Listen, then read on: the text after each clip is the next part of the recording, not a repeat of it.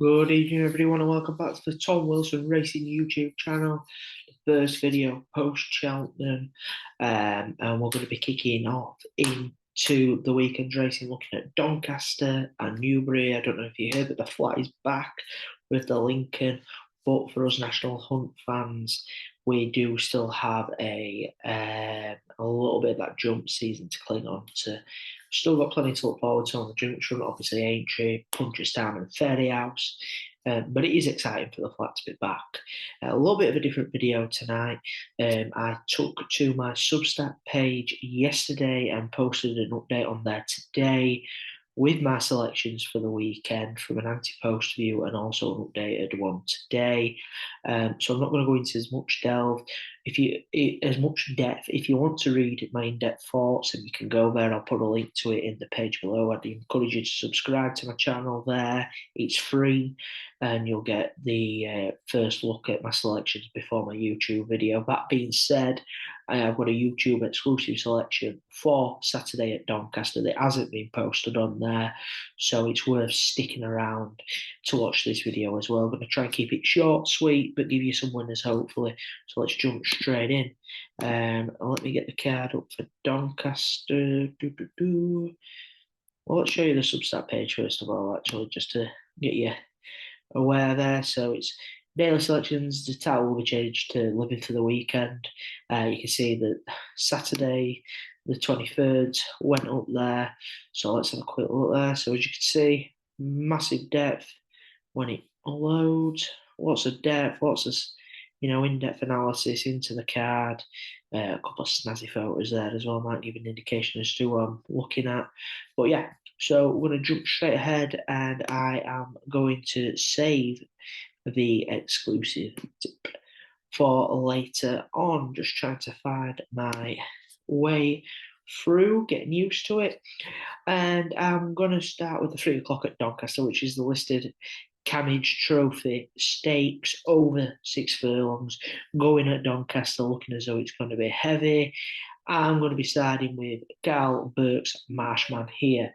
I'll go into plenty of depth as to why. What I would say about Marshman is he's proven his ability in deeper company than this already. I think 72 at the moment. I put him up at 3-1 earlier in the week, so he has drifted slightly, but 3-1, 72, very good. Won on his reappearance last year, won on his course debut, so he's good fresh. He's good on soft ground. I don't think it'll be heavy. Got a pretty dry forecast around here with wind, so I think it might dry out slightly. Look at his form, though.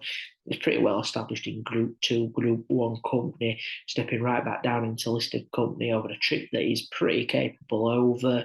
Soft ground winner. I think that he'll take the world of beat in the Cal Burke stable of flying at the moment as well, coming into the start of the season.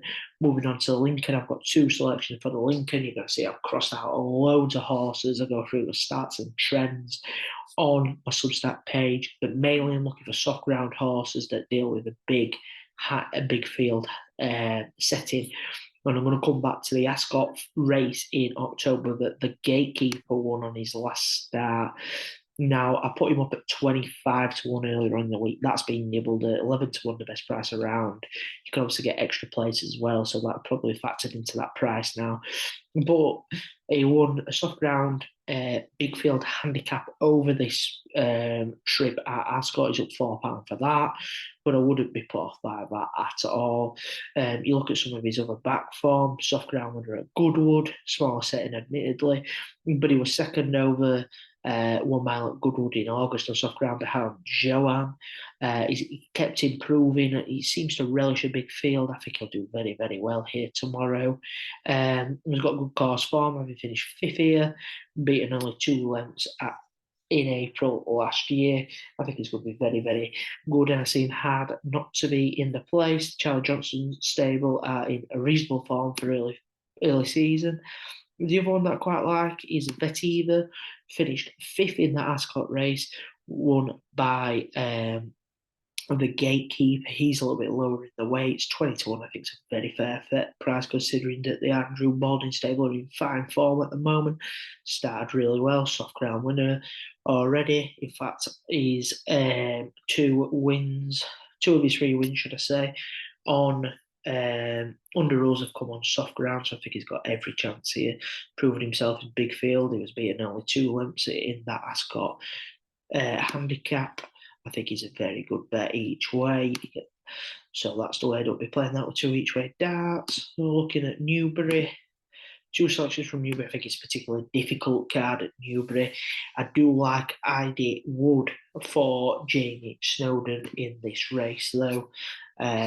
Particularly like the class drop and the step back up in trip for this horse, to be honest with you. He was a 2 mile 4 winner. She was a 2 mile 4 winner, should I say. He was a 2 mile 4 winner on soft ground.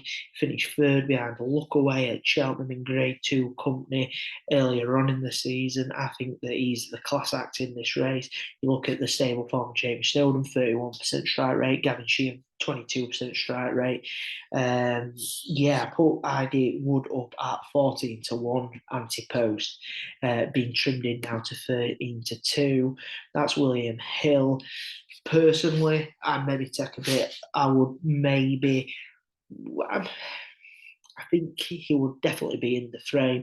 I don't think I'd be taking 6-1 with 4 places. William Hill, 13-2, 3 places. Why not? Have an each way bet on that. If you've got bigger balls than me, go win only. It's going to be very hard to see out of the frame, though, I would have thought. My final selection from Newbury comes in the Grade 2 Mares Novice Hurdle, which is over the 2 mile 4.5 furlongs. Stuart Crawford's stable been bang out of form, as I do elaborate on a Substack page, but I do like Condisa here, a massive each way price. You can get plenty of extra places here. Sky Bet are going 16-1, 5 places, but Bet365 to stand out 25-1 with 5 places. That's where I've backed her. Daryl Jacob in the saddle, not a lot to dislike about that. Finished second behind subsequent Grade 2 winner Springtime Promise. Last time out, now rated 134, making her mark of 1, 2, 3 look very, very reasonable. She got some really good bumper form at listed company at Fairyhouse back in April 21. Party Central with Limerick Lace was in that race as well. So I think she's a very, very good each way bet. The bonus selection, well, we're going to jump back across to Doncaster, the first race on the card, which is the Mile Stakes listed. I like Astral Bow here for Pam Sly. Now, Pam Sly doesn't have a lot of horses, but what she does very well is she gets them ready and raring. Comes here having had she comes here carrying the least weight in the field. She's getting weight off all her competitors, which could be vital considering the heavy ground that we're expecting. She's got decent form, finished 4th in Group 1 company, 8th in the Newmarket listed race at the end of last season, but good to firm ground simply isn't her bag. We saw a win here at Doncaster last year on heavy ground, first time up, and a record fresh is relatively good after a decent long break. I think they should have really had to be receiving weight, should I say, from all of their competitors, and a point win at 5-1. You could do much worse than back her there. So that's everything. As I say, I will post a link to my Substack page in the comments below. As always, please like the video, subscribe to the channel, and let me know what you're backing this weekend. If you're having a flutter, best of luck, but gamble responsibly. Cheers.